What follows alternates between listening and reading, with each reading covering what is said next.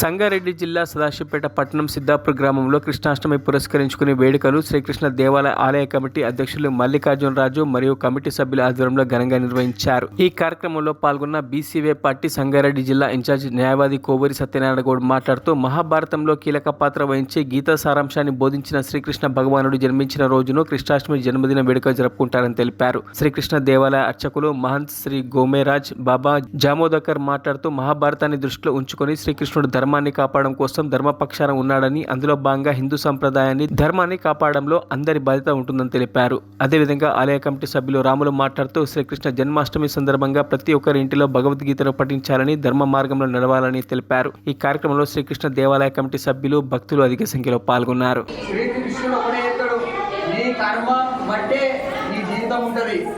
నీ కర్మలు ఏ విధంగా ఉంటే నువ్వు ఆ విధంగా నీ దారిలో నువ్వు ముందడికెళ్తావని చెప్తాడు. కాబట్టి మనం చేసే కర్మలు అనేవి ఏ విధంగా ఉంటున్నాయి అనేది మనం గుర్తు తెచ్చుకొని ఆ కర్మాను సిద్ధాంతంగానే మన దారి మనం పెట్టుకోవాలి. కావున ప్రజలారా, శ్రీకృష్ణాష్టమి జన్మ సందర్భంగా కృష్ణుడి గురించి చదవడం నేర్చుకోండి.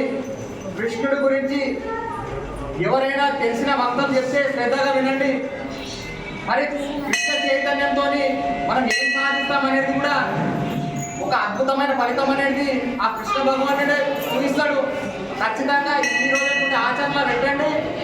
వచ్చే సంవత్సరం శ్రీకృష్ణ జన్మాష్టమి వేడుకల వరకు మీ జీవితంలో ఎంత మార్పు వస్తుందనేది మీరే గమనించుకోవచ్చు.